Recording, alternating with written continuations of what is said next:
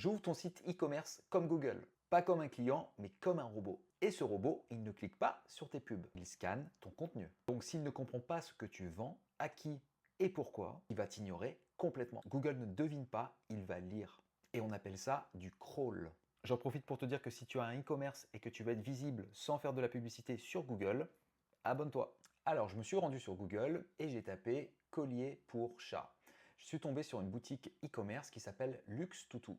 Alors, premièrement, la page d'accueil. On a bien notre titre H1 qui est accessoires pour chiens et chats. Très important, le balisage en SEO. Par contre, ce qui est très surprenant sur une boutique en ligne qui vend des accessoires pour chiens et chats, je n'ai pas de visuel, je n'ai aucun visuel de chien et de chat sur la page d'accueil.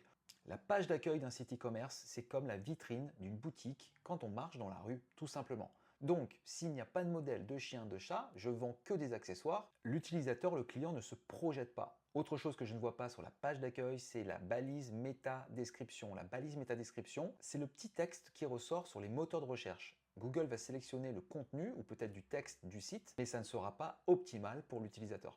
Après, je suis en train de naviguer sur une fiche produit et ce que je peux constater, c'est qu'il n'y a pas assez de contenu sur cette fiche produit. Bien positionner du contenu et donc mettre des mots qui servent à quelque chose pour l'utilisateur et surtout pour Google avec les bons mots-clés. Je rappelle qu'une fiche produit correspond à un seul mot-clé sur votre e-shop. Donc, si vous avez 400 produits, vous mettez 400 mots-clés qui sont différents. Et enfin, au niveau du blog, on se rend compte que le dernier article date du 6 novembre 2024. Nous sommes le 27 mai 2025. C'est trop loin pour l'utilisateur. Donc je vais cliquer dans le premier article de blog. Et encore une fois, ce que je vous ai dit dans plein d'autres vidéos et que je n'arrête pas de répéter, il n'y a pas de visuel de produits et de collection et de call to action pour aller dans la profondeur du site quand on va sur cet article de blog. Je vois les avantages d'un imperméable chien.